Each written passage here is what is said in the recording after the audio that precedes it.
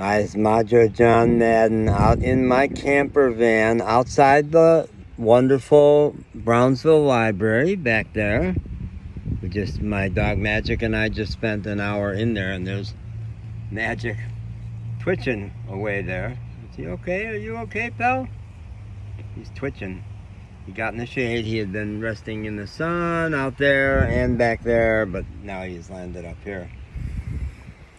So, the last thing I did in the library was to review the first video I made at 4 o'clock this morning, where I talk about my sex abuse memories returning to me in my early 40s.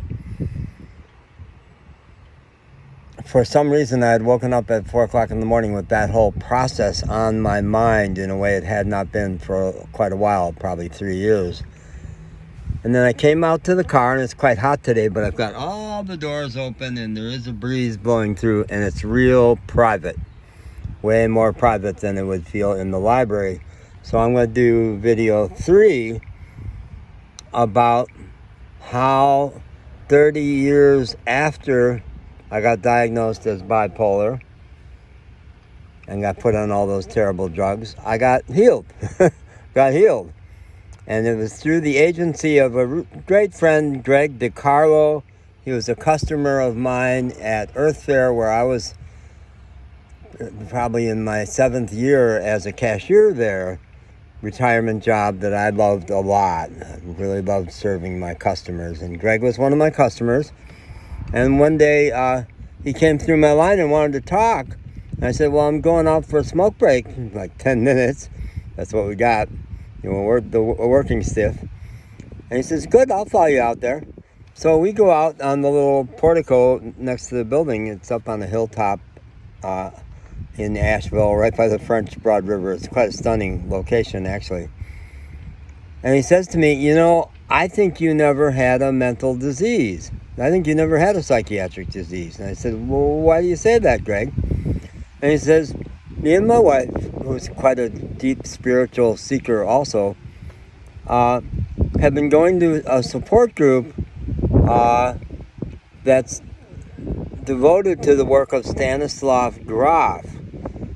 And I knew that name because he was back in the day, that he wrote his book, The Stormy Search for Self, in 1990.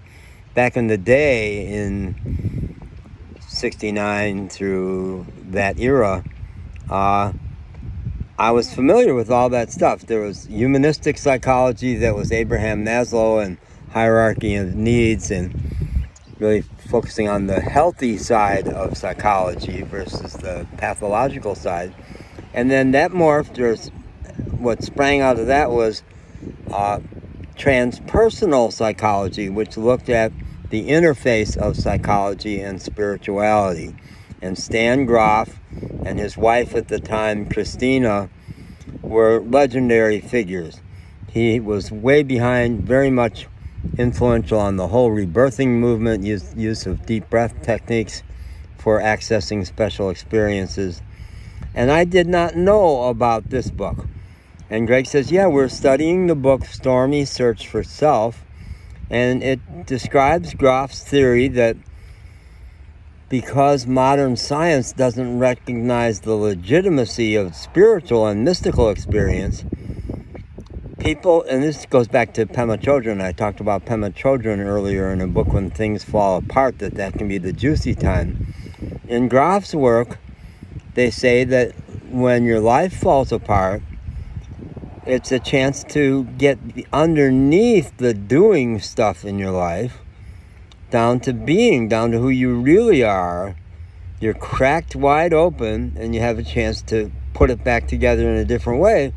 But in modern society, we don't have spiritual teachers, really. The ministers and stuff don't know about the mystical life usually.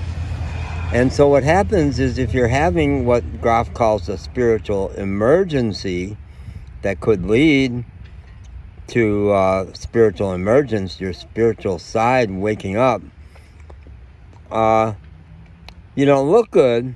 So instead of going to a shaman who could guide you through it, you get taken to the doctors, and they see what looks like symptoms to them, or symptoms, they're not looking good, they send you to the psychiatrist, and the psychiatrists know like nothing about the spiritual life and not much about psychiatry either. They came up with a bunch of labels and by trial and error found some pills that were used originally for like epilepsy and stuff, but that would manage the symptoms, and they created a racket around that. Their whole racket is around that, and they don't really understand what's going on. They don't try to understand the person. They just identify the symptoms and say, I got a pill that's going to make you function better.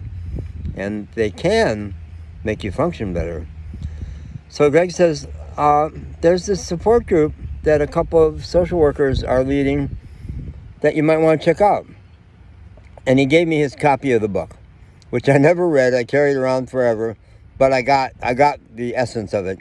And actually just now I was researching it online and found it on Audible, and I subscribed to Audible, so I put it on my wish list, and when I get my check I'll download the audio, because I really do want to. I just listened to the trailer, which is quite good, and I'll put a comment about it so you can go listen to the trailer, which is just in a nutshell what he's about. So blew me open. It blew me open. Like, wow, what if I never had a psychiatric disease at all? And I have to track back the timeline, because it was right around then, June 26th of 19 is when I had my big spiritual experience. I bet it was after that. I'm not sure. Where I dropped, yeah, it had, this thing with Greg had to come earlier. I dropped all that psychiatry crap, realized that I was never ill, got happy that morning forever, pretty much happy forever, the 3 years since. And I went to those support groups and started to integrate what it means for me that it was always a mistake. And the psychiatrist I was seeing then was young, experimental. She described herself as a hippie chick. And I knew she was special when she said she had been on the medical team for a music festival that happened out there. So she was fresh, because most psychiatrists will say, you stay on those things forever because you'll fall apart without them. You just need them. And she said, well, I sometimes do help people get off those meds.